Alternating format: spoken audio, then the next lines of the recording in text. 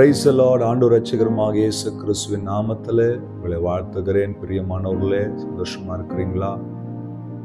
உங்களுடைய வாழ்க்கையில கூட என்னுடைய வாழ்க்கையில கூட அநேக எதிர்பார்ப்புகள் இருக்குது.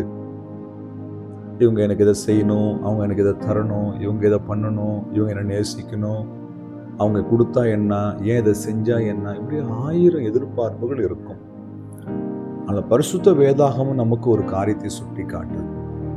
அந்த வசனத்தை தியானித்து நீங்க ஜெபிக்க போகிறோம். லூக்கா 6ஆம் அதிகாரம் 31ஆம் வசனம். மனுஷர் உங்களுக்கு எப்படி செய்ய வேண்டும் என்று விரும்புகிறீர்களோ அப்படியே நீங்களும் அவர்களுக்கு செய்யுங்கள்.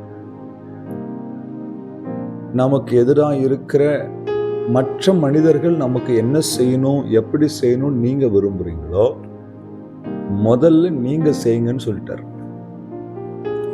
இன்னைக்கு நம்ம கிட்ட இருக்கிற பெரிய பிரச்சனையே அதுதான். நான் எதுவும் செய்ய மாட்டேன், ஆனா மற்றவங்க எனக்கு செய்யணும். நான் யாரையும் நேசிக்க மாட்டேன், ஆனா எல்லாரும் என்னை நேசிக்கணும். நான் யாருக்கும் எதுவும் கொடுக்க மாட்டேன், ஆனா எல்லாரும் எனக்கு கொடுக்கணும். என்ன விதத்தில் நியாயங்க? ஆண்டவராகிய இயேசு கிறிஸ்து சொல்லுகிறார், நீ மற்றவங்க என்ன செய்யணும்னு விரும்புறியோ ஃபர்ஸ்ட் ஆஃப் ஆல் நீ அதை செய்யணும். கனம் பண்ணுவதிலே முந்திக் கொள்ளுங்கள் பைபிள் சொல்லுது. மற்றவர்களை நேசிங்க, அன்பு காட்டுங்க, மற்றவர்களுக்கு உதவி செய்யுங்க, மற்றவர்களுக்கு கொடுங்க, அப்போது உங்களுக்கு கொடுக்கப்படும். நாம ரெஸ்பெக்ட் கொடுத்தா அங்கிருந்து ரெஸ்பெக்ட் வரும். நாம மற்றவர்களை மரியாதை நடத்தினா மற்றவர்களை மரியாதை நடத்தும்.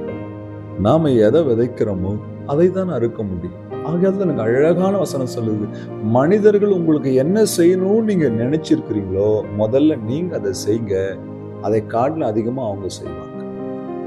நான் எதையுமே செய்ய மாட்டேன், நான் ஆண்டவருக்காக எதுவும் கொடுக்க மாட்டேன், ஆனா கர்த்தர் எனக்கு வானத்தின் பலகணியில திறந்து கொடுக்கணும். நான் ஆண்டவருக்காக ஒரு மணி நேரம் கூட நான் ஒதுக்க மாட்டேன், ஆனா கர்த்தர் என்னை வாழ்நாளெல்லாம் பாதுகாக்கணும்.